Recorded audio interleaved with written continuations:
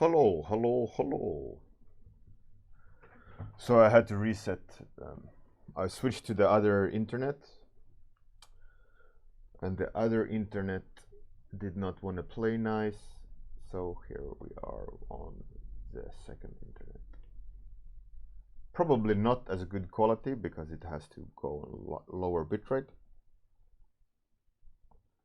But overall, I don't think there's a major difference.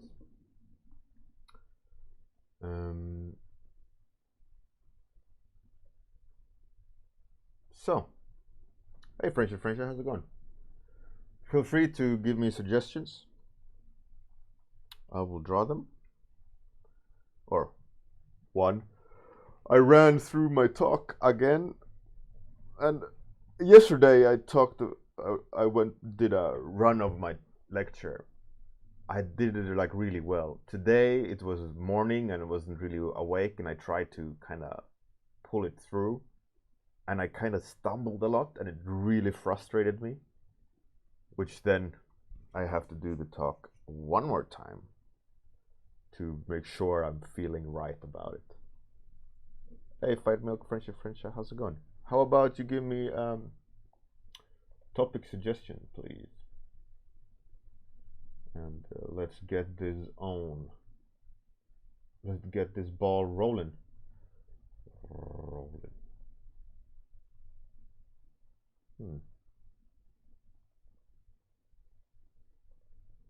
It does work. How about you give me money first? Fight Milk. Interesting. Why? Hey Bruno. Zealin.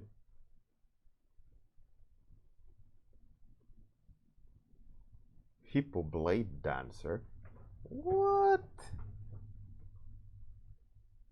$3, take it or leave it. Okay, Fight Milk. If we ever meet, I'll buy you 2 beers. How about that? Hey, Eternal Lady. How's it going?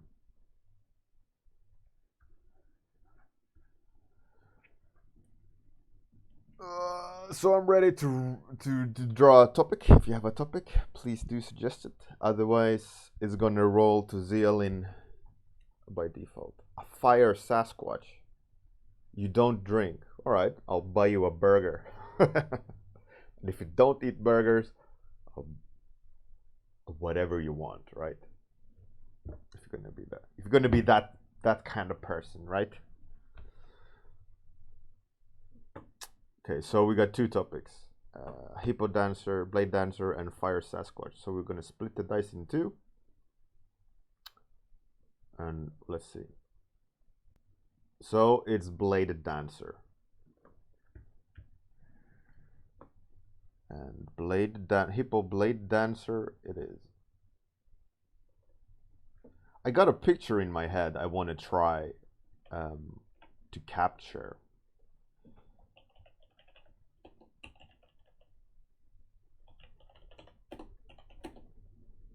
Zealin?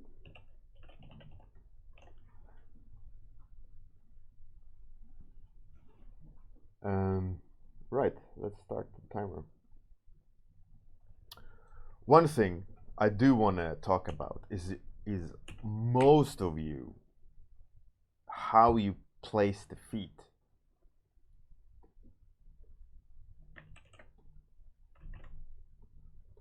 One thing, like what a lot of people you make mistake is when you place the feet, you place it on a line like that.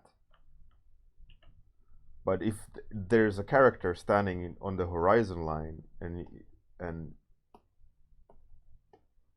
if you imagine the plane, if it's a square around the character, it's around that, right? And in perspective. And if the person puts their feet inside the square, you have to map like the distances between the limbs according to the perspective and how you place the body inside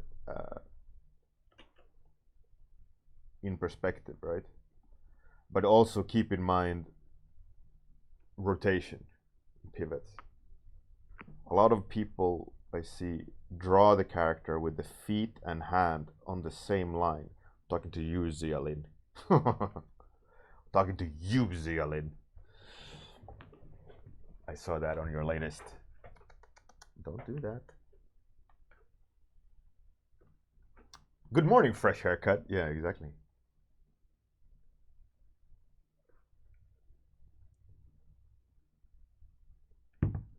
And in return, you have to arrange all the values and all the shapes accordingly, right? And it's a really common mistake. So don't kind of rain on your parade too much. But it is something that's easily adjusted. All you need to do is consider it a few times. Keep it in mind actively as you're drawing, and you won't be doing that mistake again. And you can see it in a lot of artists. Hey, I'm with Amir. How's it going? Whipping J. What up, Captain Bounce? Ow! Anyways, it's a common mistake. A lot of people do it, and you can remove this stiffness, this awkwardness in poses purely by being aware of perspective and foot placement. And it's really important that you do, because what happens is that you're reducing the impact of the design, and you're only seeing it, in the wrong kind of light.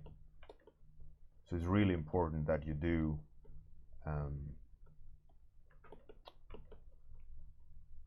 you are aware of it and actively alter your approach a few times until it's becoming a little bit more obvious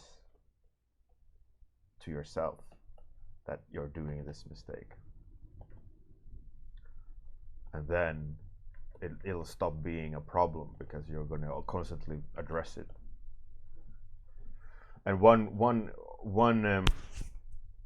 good way to do that is Evan Amundsen, for example. He uses this technique a lot, and it's more or less what I showed you about mapping out the planes of perspective. But he starts with a box, and inside this box he places the character. But overall, it's just a matter of visualizing the 3D dimensions of what you're trying to draw, and making sure that any limb placement and any limb rotation is according to the perspective.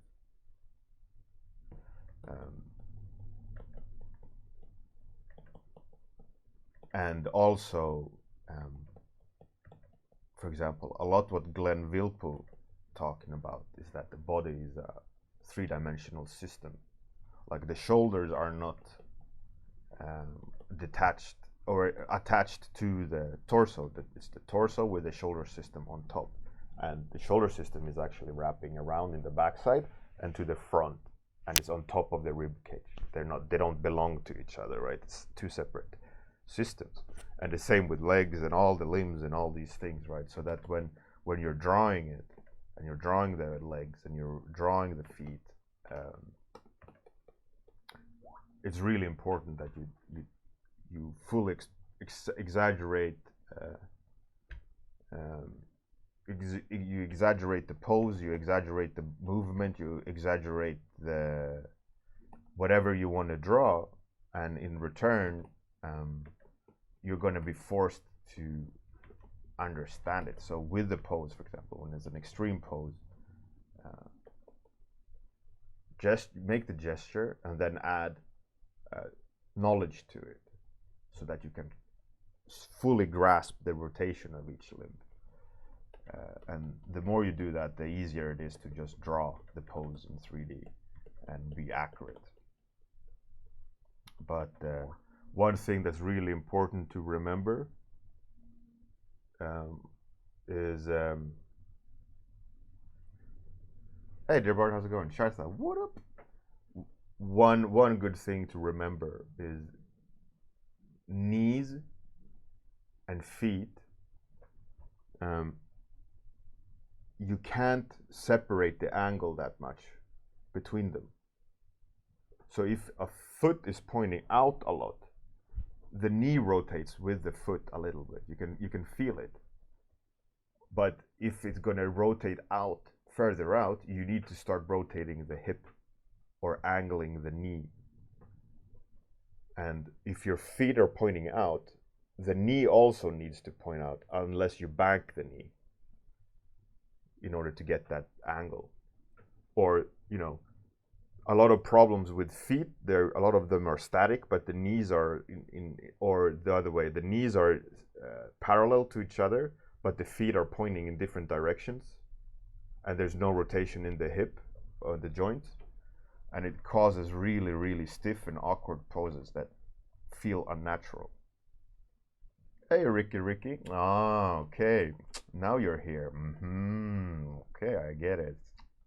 Or let me guess. Chloe is not online, and that's why you're here, right? Okay. All right. No, it's okay. It's okay. It's not like I'm bitter or anything.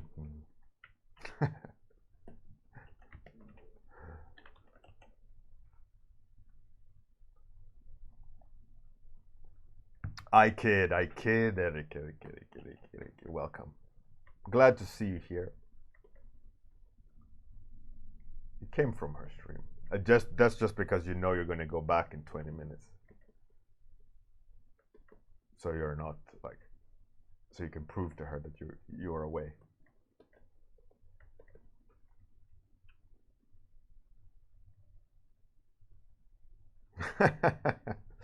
Kept them both.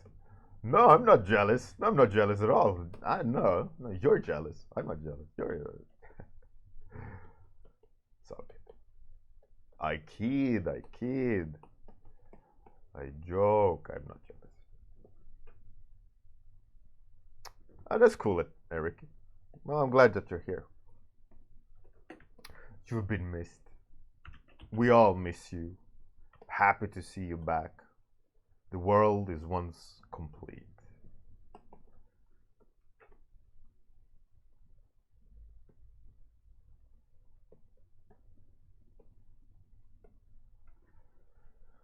I'm not jealous. You're jealous. I'm not crying. You're crying. Okay, let's do. I want to try something with this technique that I haven't really tried. That I want to. I'm gonna experiment a bit today, I feel.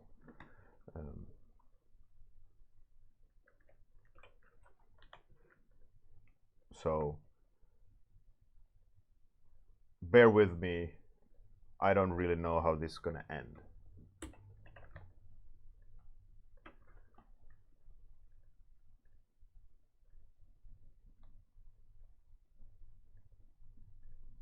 But let's experiment, shall we? I'm eager to try.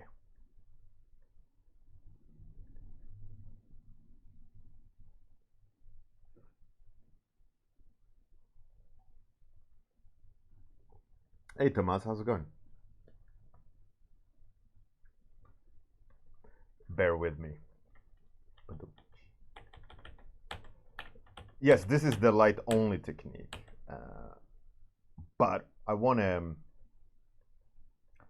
to kind of mess around and kind of see what happens, because I feel like doing the light only technique where you layer the light and you organize. Hey, lynch.com art. Cheers for the raid. Welcome. Thank you very much. Very happy to see new faces. Very happy to see a new raid. So welcome and join us. Hey Gathering Wolves. and all the new people. This stream is a 30-minute stream, and of course I'm getting rated when I'm experimenting. Why not, eh? Why not make life difficult? So I guess I need to explain the idea behind the stream. It's a 30-minute stream only. At the beginning of the stream, I ask for a topic, and then I start the timer, and I draw the topic, randomly chosen by a dice. And after the stream, we rate someone else. And every day there's I have no idea what I'm going to draw, and it's based on your suggestions. So today is Zeolin 1, and Zeolin said hippo blade dancer. And I decided, all right, I'm going to experiment and trying out a different technique than I usually do. And of course, because I decided to try something new, I get rated. Serves me right? But the idea here is that the reason why it's only a 30-minute raid, 30-minute stream, is it's a warm-up for the studio I'm working at. So that when we start the day, we all sit down and sketch for half an hour to just kind of get the artistic juices flowing, get you in the zone. So right after those 30 minutes, we jump into client work. So it's a little bit like a warm-up, hence the stream name, Warmup. And the stream is on its 5th season. There's a massive YouTube archive. It's also now in association with Firestarter, which is our art community website, and a magazine, annual magazine. Links below.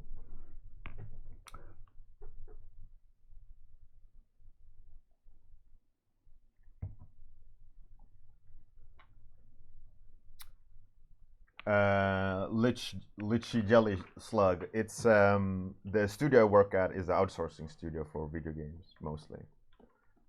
I'm an art director, lead artist there. So I've incorporated this warm-up in the studio so that all the artists, when they come in, we have a warm-up period. And I just decided to stream it. This is the 4th year, 5th season of daily warm-ups. So there's a lot of back catalog you can go and venture in, and we've done all sorts of different techniques, all sorts of topics, all sorts of explorations. Every Monday now is a study Monday, by the way. We're doing anatomy now for the 4th Monday run-in. So if that sounds like fun, feel free to join every Monday. Yesterday we did 10-minute poses with designated reference. There's a great Discord with around 800 people in it, all helping out each other.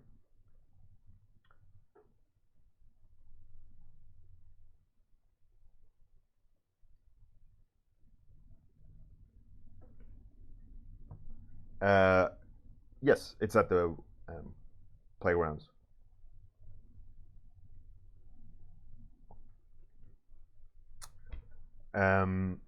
Also, some news, I will be having a lecture about art direction and art directing yourself and projects at Playgrounds, the art department, on Thursday. There are some tickets still available in Germany, in Berlin, so if you are around, you want to go and listen to some kick-ass people talking about art and doing lectures and workshops and portfolio reviews and party, go. It seems it's going to be my first time at the art department, but it looks and seems like a great time. It's a 2-day workshop in Berlin. And I will be holding a lecture. Yes! Gathering Wolves. Oh, thanks. Thank you.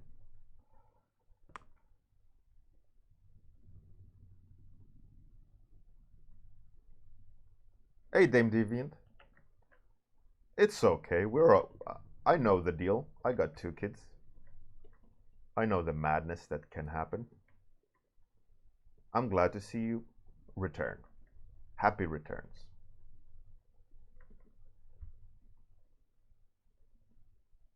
IB Thunder, you're in the US? Oh, too bad.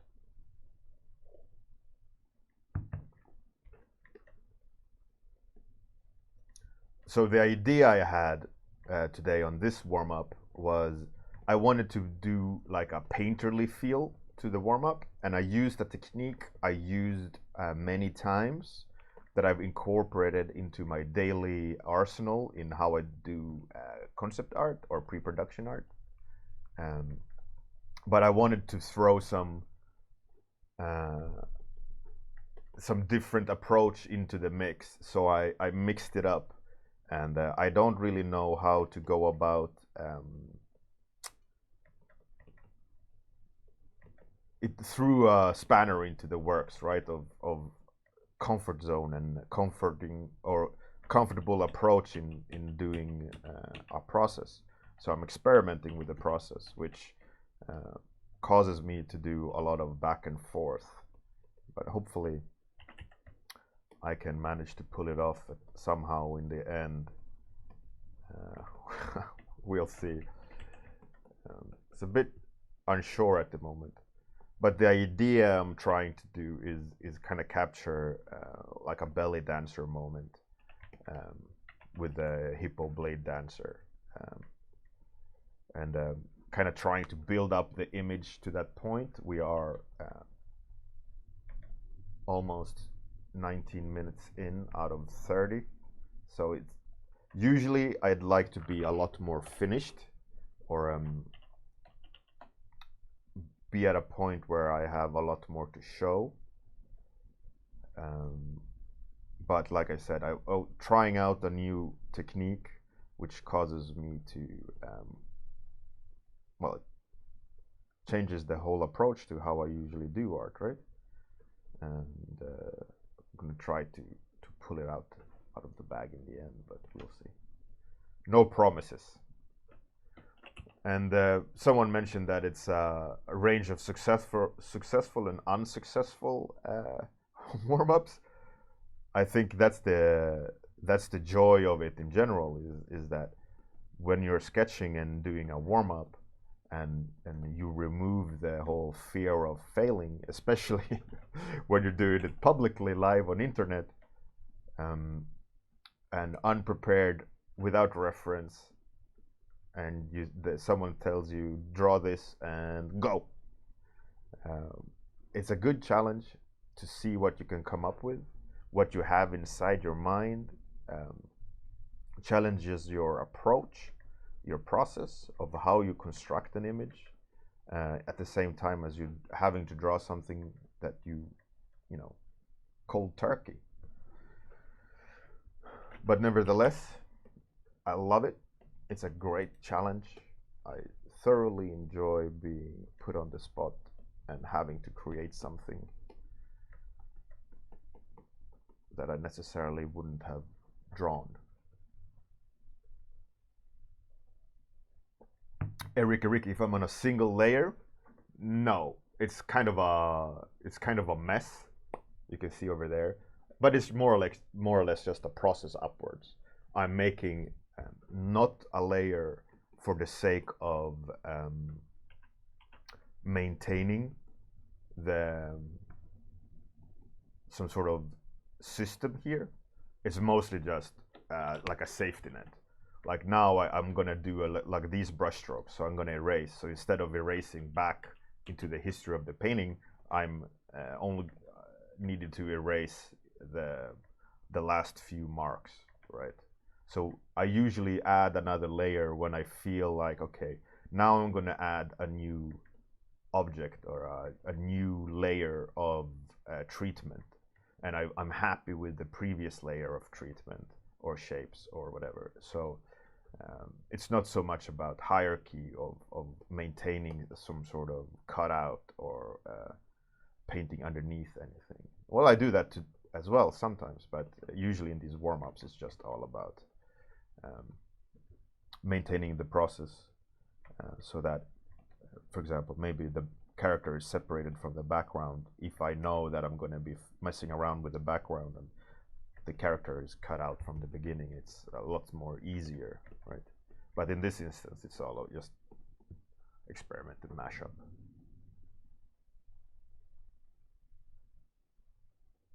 Eternal Lady being judged, right? Eriki. Absolutely. I agree. And I've been championing championing Blub January. I've been championing. English is not my main language. Apologies. Sketchbooks, and my sketchbooks are never treated like a piece of art. My sketchbooks are like the scribblings of a madman. I can get an idea, I want to see what it might look like, and I explore it, and I explore it again, and I try this, and I try that, and my sketchbooks tend to be really full of failures and experiments. But that's what I love about sketchbooks, and that's what I love about not being precious about like the quality or needing to maintain your sketchbook to some sort of finishing quality. I mean, I can sit down and draw a beautiful drawing, but I won't do that. I won't do that in my sketchbook, right? My sketchbook is like the test bed of my mind, and that's similar to how I treat these warm-ups. I do these warm-ups, and I've incorporated this warm-up into the studio because it's a liberating, artistically liberating thing to do, where you're not scared of testing something, trying a technique that you most likely will fail with. But if you spend a month of daily experiments on this one singular technique, at the end of that month, you're going to more or less nail that process, right? You're going to have figured it out at least significantly more than if you wouldn't have. And all you've done is waste 30 minutes a day, but you've gained a full process in the end. So it's like an economical way of looking at teaching yourself, of trying out something different, and without the pressure of this has to be spot on, right? Because if you know this, oh, it's a throwaway, I don't care, it's just going to be a test, and then and you can remove that pressure from yourself and just enjoy testing something, which I can gladly say that these warm-ups are. I mean, it's of course it's frustrating when I fail. The topic of war correspondent comes to mind.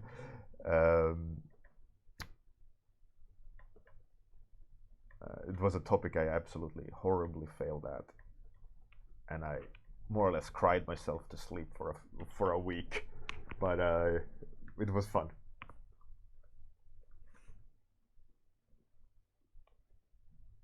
Erika, that's lovely. I mean, that's, for me, that's what a sketchbook should be.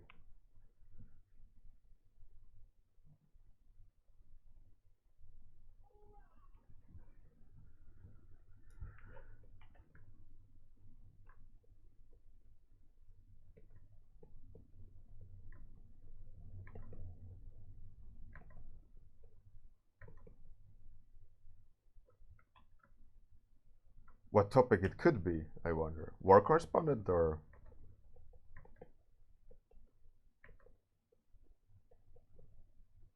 The war correspondent was set with diesel, no, cyberpunk in mind and line art. and for some reason, like nothing wanted to work. It was horrible. Pose, anatomy, line quality, all just absolutely ate it. Just eat shit completely. And I was so frustrated. And now it's a running joke how I failed hard. But nevertheless, it didn't stop me from trying. It didn't stop me from drawing another topic the next day. That's the beauty of it, right? You could have failed. You could just go, okay, tomorrow is a new day. Tomorrow I'll try something new. And that's it.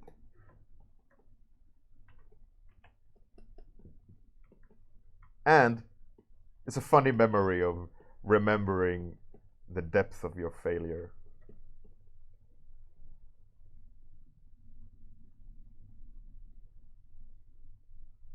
Zeolin. Yeah, exactly. No, I failed way more times than that. But War Correspondent holds a beautiful place in my mind. Not only because I tried it for 2 days, right? I was like, okay, this is shit. I'm gonna fix it tomorrow. The day after the stream, I tried it again and failed even more. And it was like, oh, all right, I'm gonna have to leave it. I'm not gonna touch it. It's gonna go down in history as my arch enemy.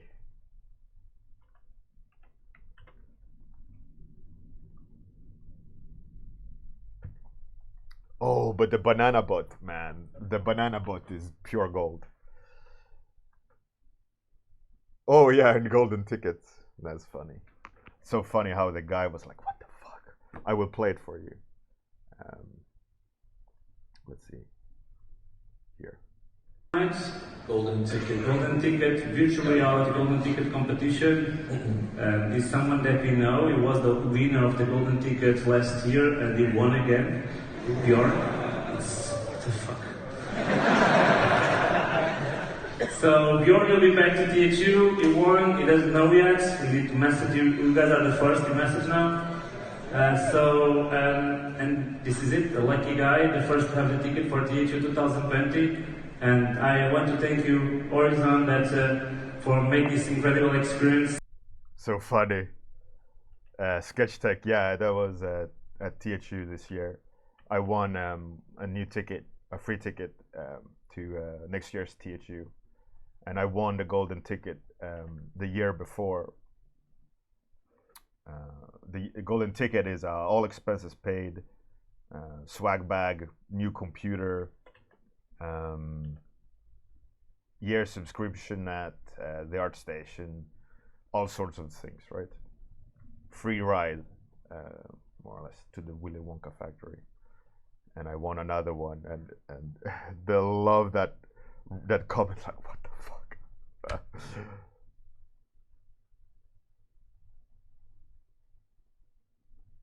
Sketch Tech, yeah, that is the organizer, the main guy of THU, and they moved THU to Malta this year and the year before, but I don't know where it's going to be next year. We'll see. Hopefully Malta or somewhere another place. But anyways, I'm going to be going to THU next year. I didn't go this year because didn't. But yeah, so I'm going next year. It's going to be fun. Looking forward to go there, meet everyone, and hang out.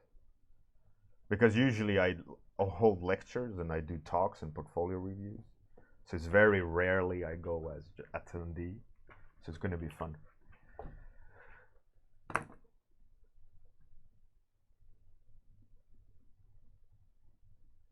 During that time, if I done any traditional photorealism? No, I tend not to do photorealism.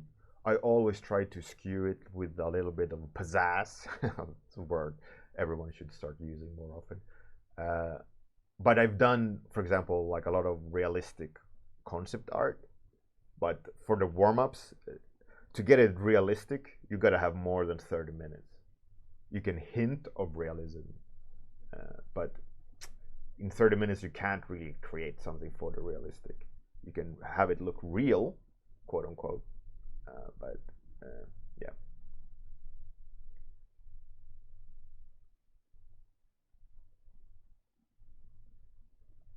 Bruno Romanos, yeah, I want a ticket for next year. I don't think it's the golden ticket.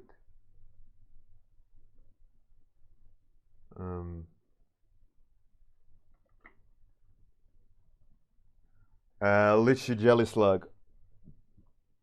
How to get it more photorealistic? With photorealism or realism, photorealism is a little bit weird to say, but I get your point. It's all about arranging textures, consistent light source, and colors. Colors need to be spot on, light needs to be spot on, material separations and definitions and textures needs to be spot on. Because imagine a model without texture on it and realistic light setup. That model without any textures will feel like it's in correct location in the world, like it's there in this realistically lit situation, but it doesn't look real because there's zero textures on it. And then you put textures on it, and it looks like, oh, that looks like metal. Oh, that looks like skin, but it doesn't behave like skin. It doesn't behave like metal, right? So then you need to put shaders on it or material behavior on it, right? And then you need to, like, metal is shiny or wet skin or whatever. So all these layers, and if you fail at implementing any of them, they will stand out. So with realism, you have to understand a lot of layers and how to arrange them, and to paint realistically, you have to have a huge understanding of when it's enough or when you need to add more, or when you need to scale back, and being technically consistent. So it's a lot of studying. Or you can do stylized, which you can get away with more, but still having it come across as realistic. You need light consistent, material consistency, and form perspective consistency. Eric Ricky, this experiment was okay. It was okay. I kind of like the messiness of it. I think I'll experiment more with this. Like, I like the beginning where I started mapping out the idea, slapped some photo noise on it, and then painted on top of it. I think it has potential to be a fun sketching technique. I'm going to experiment more with it for sure.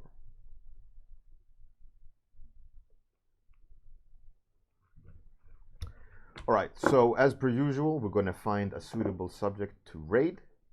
Now that my 30 minutes are over,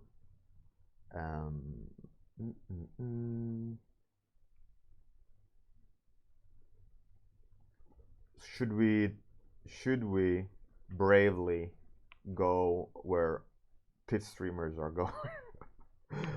Let's venture into the art category and see. Someone doing Inktober, that's pretty cool. Come on.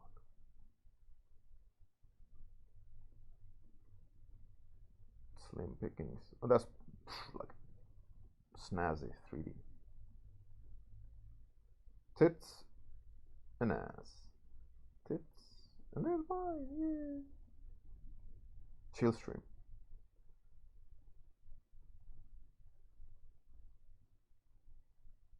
Who's that?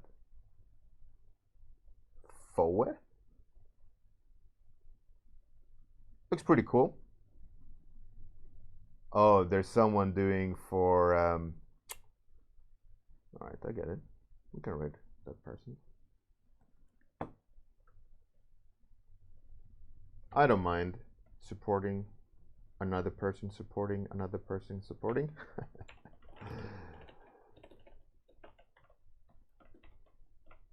Right, we're going to raid this person. I have no idea, but let's see what they're up to.